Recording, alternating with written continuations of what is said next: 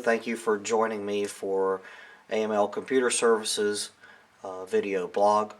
Today I will be showing you how an end user can do a couple of quick things to help speed up their computer. There are two main parts that we will be looking at today. One is the virtual memory and two are the processes. You will not need any special software to complete the task. We will be using Windows 7, but I will explain the differences between XP, Vista, Windows 7, and Windows 8. To get started, the first thing you're going to want to do is you're going to want to move your mouse to your Start button, right click, go to Properties, make sure that it is clicked to the Start menu tab, then click Customize. Scroll down, find the Run command and make sure it is checkmarked. Once it is checkmarked, you click OK and then OK again. For XP users, this is already a setting that is there from the beginning, so you do not have to do that. Now click your Start button, find the computer or My Computer icon.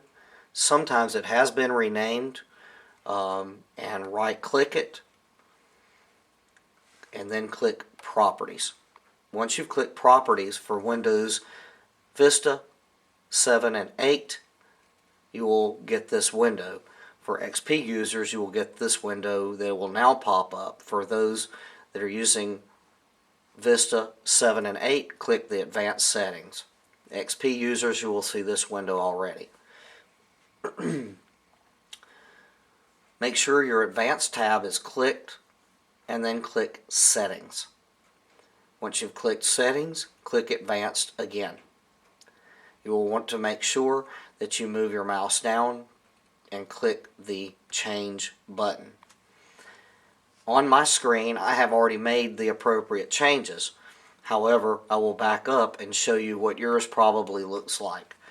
Yours probably is checked to automatically manage the paging file size for all drives. Windows sets this by default. What you're going to want to do is to uncheck it, and then you're going to want to look at your recommended file size. In this case, this one is 9130, and in the custom size where you want to click the radial button, you want to put at least 9130 in that box. I do not recommend going much more than 25 or 50 megabytes above that, so in this case I have put 9175. You will then want to click the maximum size.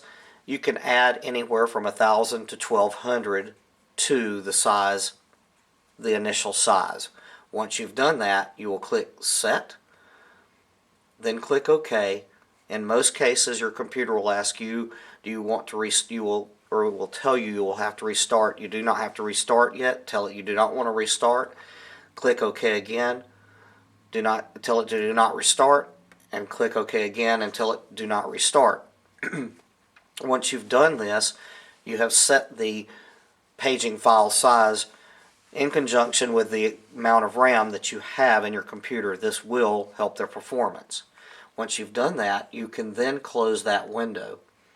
You will now want to go back to your Start button, click it, and in the Run command that we have now made sure that is there, you will want to type in msconfig. You can see it on the screen here.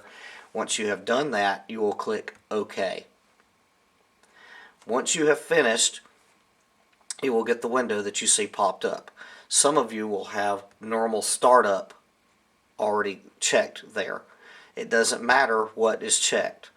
The key to this is you want to click the Startup tab. I am using my mouse to expand the selection so that I can read it better. You do that by moving your mouse till it changes to the plus icon, right click, and then you can expand the selection. In this particular case, what you're wanting to do is you want to uncheck anything in here that says Adobe, Google, Microsoft Office, anything, iTunes, QuickBooks, QuickTime, anything like that. The things you do not want to uncheck if it says your antivirus program, no matter what you use, or your wireless settings, and on your touchpad for your mouse, it may be called Synaptics. I generally do not uncheck it. I will say this: if you were to click disable all and disable every one of them, it is not going to ruin your computer. After you finish unchecking those things, and some of you may have a lot more than others, you will tell it OK. When you finish, it will tell you, do you want to exit and not restart, or do you want to restart?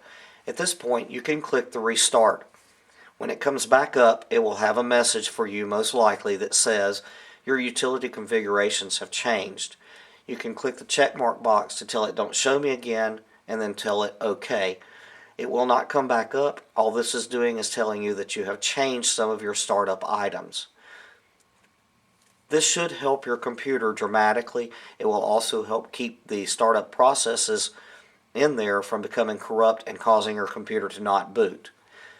Thank you for joining us for the AML Computer Services video blog. Please join us again next week, and we will cover some other things that will help you to keep your computer running at its best.